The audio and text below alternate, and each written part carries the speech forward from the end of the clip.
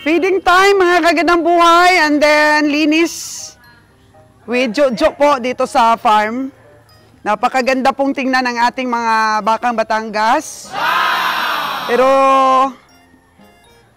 palitan po natin sila ng for fattening po, mga kagandang buhay. Darating din po ang oras para po sa ating breeding dahil medyo, to be frank lang po, mga kagandang buhay, magastos. Wala po tayong sapat na puhunan. Kaya yun po, nakapag-decide po tayo na for sale na lang itong ating mga bakang Batangas. Napaka-bless po ninyo. Dito po kayo sa Aklan, sa Antique, Capiz, Iloilo, na magustuhan nyo po ang aming mga baka na to. At ma-avail po ninyo ito dahil napakahirap kumuha ng mga bakang Batangas po, mga kagandang buhay. Kaya once again, mga kagandang buhay, pakita ko po ulit sa inyo habang pinapakain po at nililinis ni Jojo, umaga at saka hapon. Nililinis po ito ni Jojo.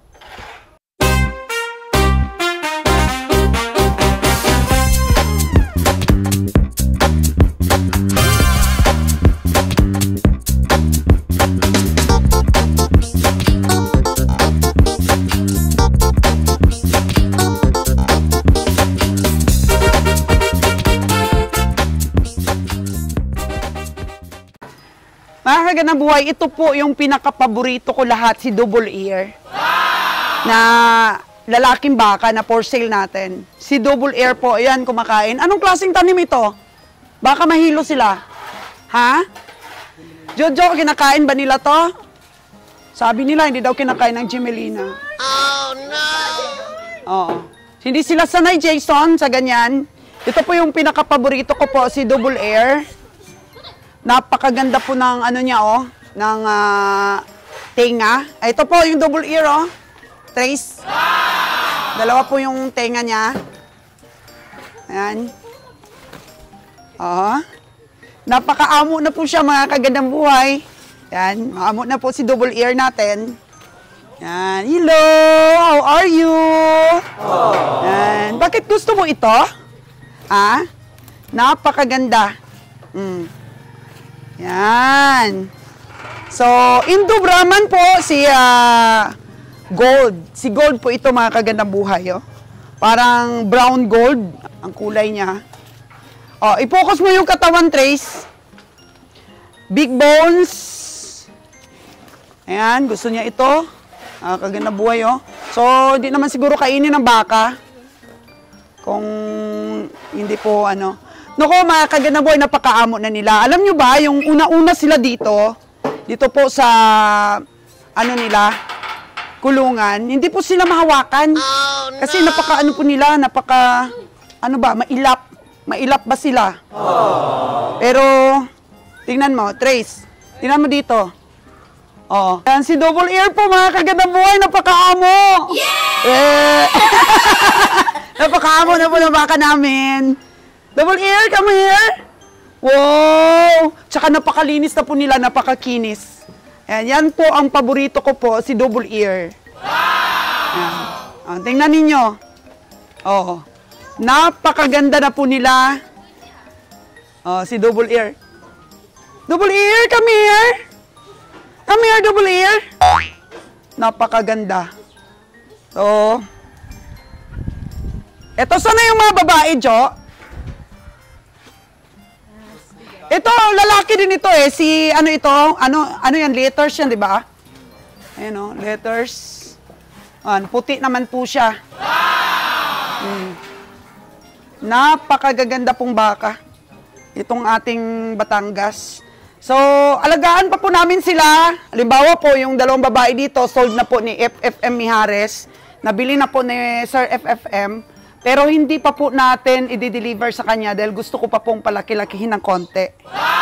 Para, ano ba, sa biyahe ba? Malakas sa biyahe. Pag medyo malaki-laki siya. Oh, pero ayan po yung ating gold color. Para siyang puti na gold. Ayan. Napakaganda po ni Double Ear. Actually, may nagkakursonada na po sa kanya noon, pero ayaw ko pong ibenta. Pero noon pa yon. Ngayon, itong area po namin na to, ay intended na po ito mga kagandang buhay sa for fattening namin. Kapag ka nabenta na po namin ito, ikakapital namin sa for fattening namin.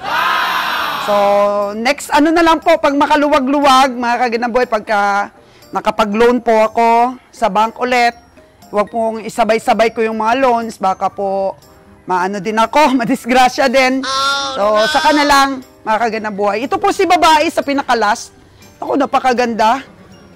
O, sa pinakalas, yan po, oh. Napakaganda.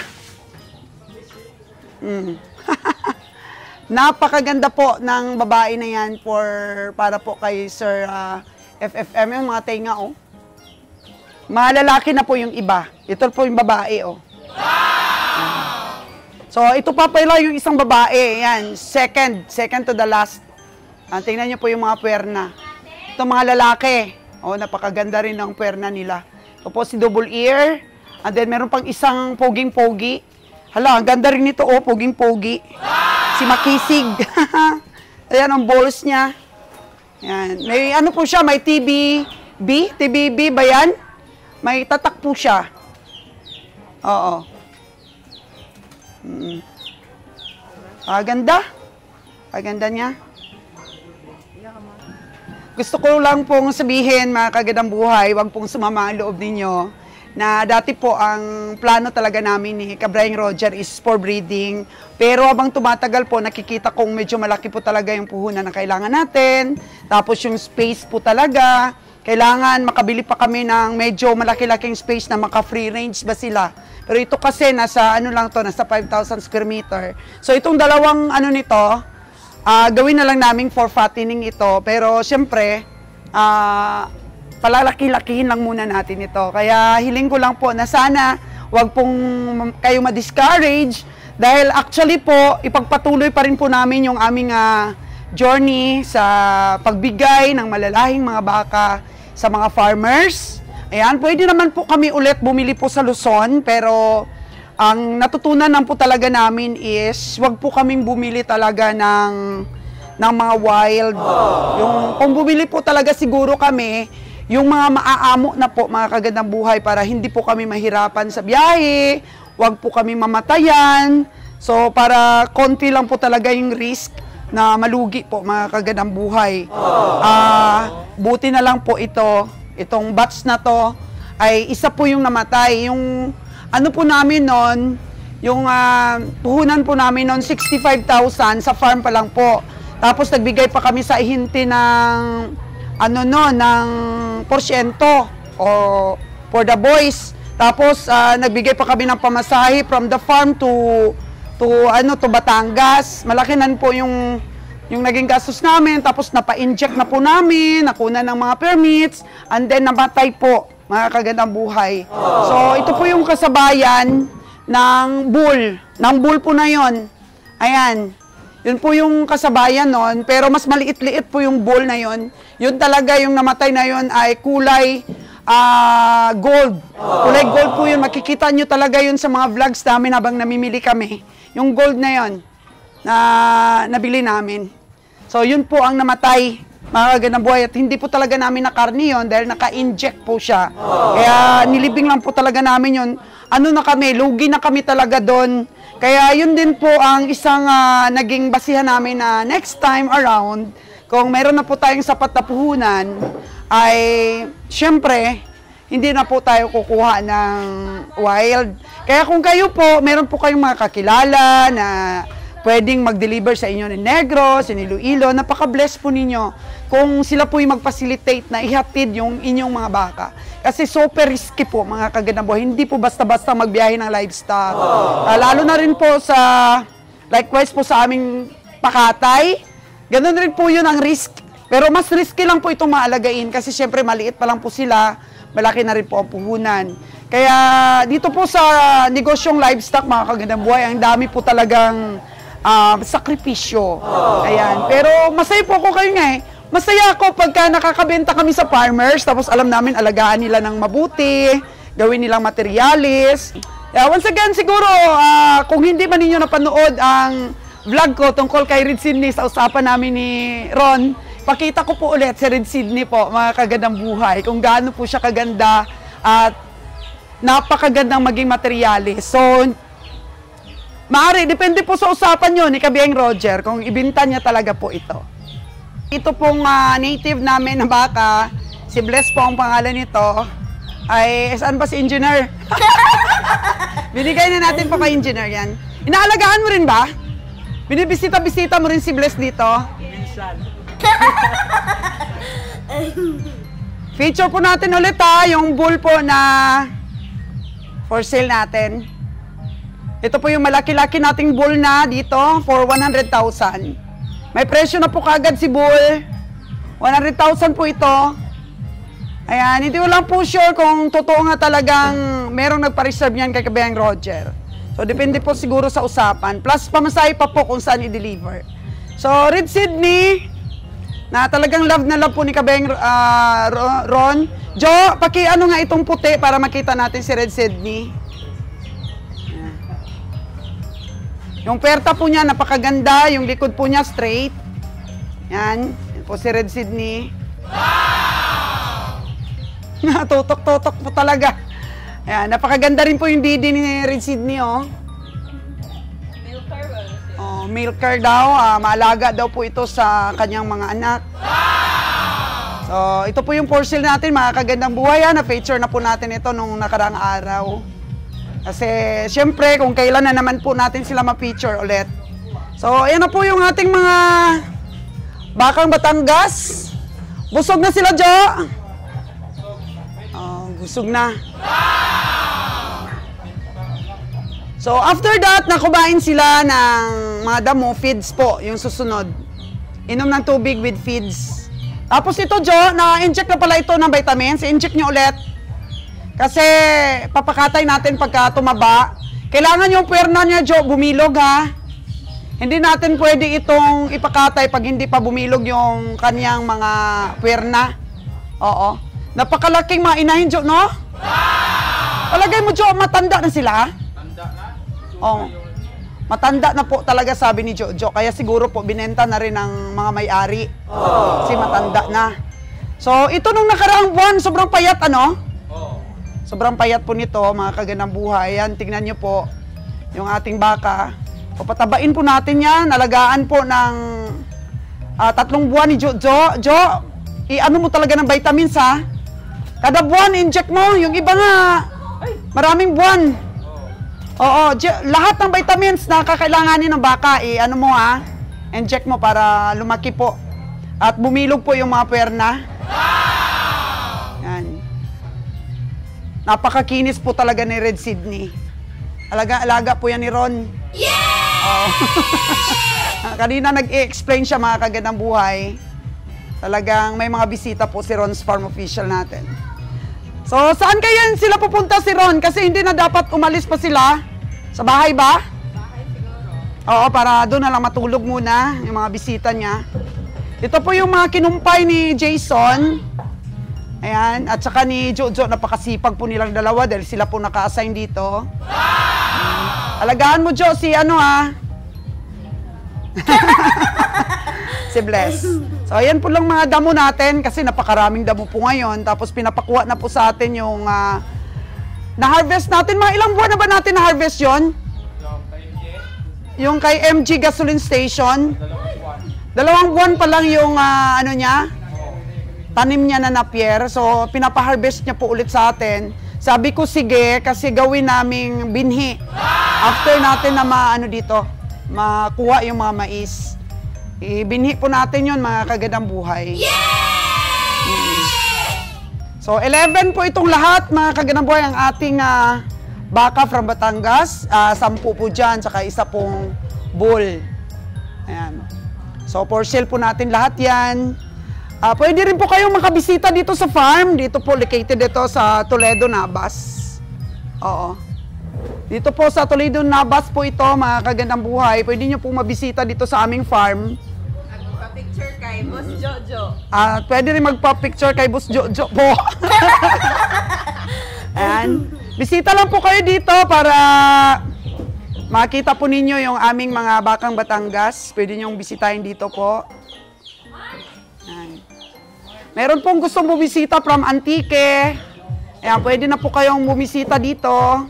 Tapos panoorin po ninyo yung ating mga vlogs na yung mga na-deliver po natin kay Sir Constantino na mga alagain na mga ano ba, mga upgraded.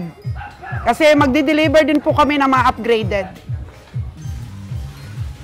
Ang kaibahan po kasi mga kaganang buhay sa upgraded, sa mga pure breed po. Tingnan nyo po ang itsura. Kakaiba din. Gaganda talaga ng mga tinga nila, oh. See the difference, mga kaganang buhay. See the difference ng ating pong mga bakang Batangas. Ganda talaga. Ang kikinis na nila, Jo, na? Oo, kasi palatandaan po talaga na walang parasites yung ating pong mga baka Batangas is ano po sila, makikinis.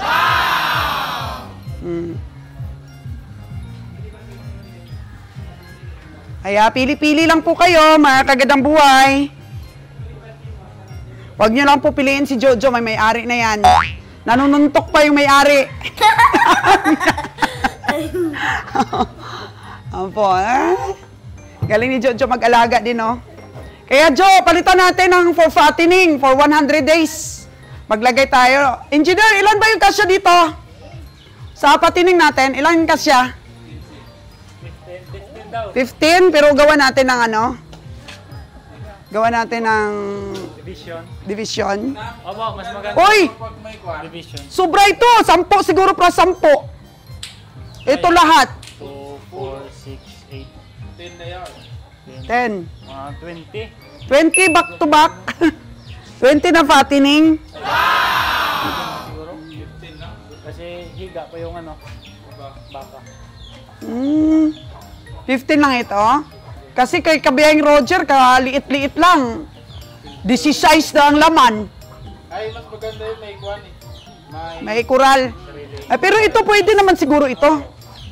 Oo. Maganda yun, yung pakainan may kwan. May division. Division. Oo. Oo. So, may division po yung pakainan daw yung kay Kabiyang Roger. So, meron tayong lot na nabili. Pwede rin tayong mag-fattening doon. Napag-usapan namin ng engineer na mas maganda yung may septic tank din kahit yung baka nating alaga, no? Hindi lang baboy. Ano sa Jo? Maganda. Maganda yung may septic tank. Saan natin ilalagay? Dito sa harap. Pwede pa ba? Pwede pa ba? Pwede. Oo, lagyan lang ng PVC, Noy, or kanal pa rin? PVC, malaki. Mas maganda pero kanal pa rin. Kanal pa rin? Oh, kasi yung pupo ng ano malaki. Oo.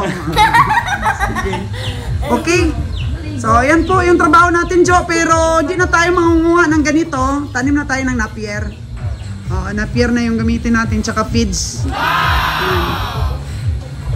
Okay, ito na po tayo mga kaganang buhay. Meron na po tayong team sa babuyan. Maganda po si engineer na ang kanyang makakasama. At saka pag dumami na rin yung patining ni Jojo, hanap rin siya ng ano, ng... Punta lang po kayo dito. Makita punta lang daw kayo dito para makita po at magpa-picture sa dalawa po nating star ngayon. Nagpa-cute. Upgraded lang yung gustong alagaan ni Jojo. Upgraded para sa pakatay naman yung Jo. Yung ating pang-alagain. So ito naman, for breed naman ito Jo, for breed. Yung pamparami ba? Yung ating bakang Batangas. Magastos, Jo, magastos? Magastos daw ang bakang Batangas, sabi ni Jo. Okay lang, sulit naman Jo, kasi mas mahal ang pure breed. Bawi naman yan, bawi. So, yan ang gawin mo ngayon, magtanim ng napier ha. Okay. Ito po yung ating farm visit. Nakagawa po tayo ng 3 episode ngayon tungkol sa binibenta nating mga bakang Batangas at yung mga plano po natin na palitan sila ng mga pang-alagain. At nakikita naman po ninyo mga kagandang buhay, super kikinis. Wala na pong parasite ang atin pong mga bakang Batangas. Ang kikinis na po nila, tapos maaamo na po mga kagandang buhay. Maaamo na. Kasi kung panoorin ninyo yung mga nakaraan, hindi po sila malapitan ito. Talagang very wild. Tingnan nyo po, mga kagandang buhay. Napaka-amo na nila. Napakalabing-labing na po nila, mga kagandang buhay, Ayan, nagpapahimas na po yung ating mga baka. Unlike po nung bago sila dito, nako, si favorite ko po na gold, nagpapahimas na po talaga. Ayan. Nagpapahimas na po ang ating mga bakang Batangas. Napakaamo na po nila. Maganda po pag pure breed, maaamo. Yan. Para mai-inject po natin sila pagka nagkasakit sila. Yan. Kasi napaka-wild nila, napakalaki pong pagbabago, di ba po, mga kagandang buhay? Napakalaki pong pagbabago. Na yung mga natin, labing talaga nito si Double Ear. Yung my favorite. Double Ear, napaka-favorite ko po to. Si Double Ear, Double Ear. Amo na nila lahat, mga kagandang buhay. So, di po tayo matatakot na ibenta sila. Unlike po nung nakaraan, may dumidikit na mga itim, yung iba ba? Ano ba yan? Oh, no! May nakita ko isa. I-anuin mo rin, Jo, ha? So, ayan po, mga kagandang buhay. Ang ating farm visit. Sana po natuwa din kayo sa ating mga bakang Batangas. Tapos, na-inspire din po kayo sa mga plano natin. Magpapatining po ako dito for 100 days. Magpapaload po ako sa Negros ng isang load. Magpili-pili po kami doon ng mga, kagaya po ng nabili ko pong 64,000 sa farmers. Mga kagandang buhay. Isang linggo pa lang na pinataba ni Kabeng Roger. Sabi ni Kabeng Roger, tumawag siya po. Napakaganda ang outcome. Medyo kumapal na po kaagad. So, yun pong kunin natin mga patining, yung mga 50 plus, mga 60 plus, mga kagandang buhay, 40 plus, pwede pa. Na hindi po kapayatan kasi mahirap pong magpatining pagpayat. So, yung piliin natin yung may ilalaki pa. Maganda pong forma ng baka na maganda pong alagaan na may ilalaki pa. Na may itataas pa po, mga kagandang buhay. Kasi yun po ang stage ng mga bakang mabilis lumaki. Yung mga 50K plus, 60K plus, at medyo nipis na ang katawan, patatabain po natin dito. So, siguro 16 siguro dito ang kasya or natin ito, subdivide po natin, mga kagandang buhay. Lagyan natin ng tubo dahil master welder naman po ang ating engineer dito. In-house, mga kagandang buhay. Pwede naman pong siya mag-instruction. Kukuha lang tayo ng taga-welding. And then, bye-bye for now. Bless. Bye-bye for now. And your owner is there. Our engineer. Oo. Para po maging pulutan ni Kajujo ito. Time will come, mga kagandang buhay, na maging anak na natin siya. So, bye-bye, bye-bye. Till next time po, mga kagandang buhay.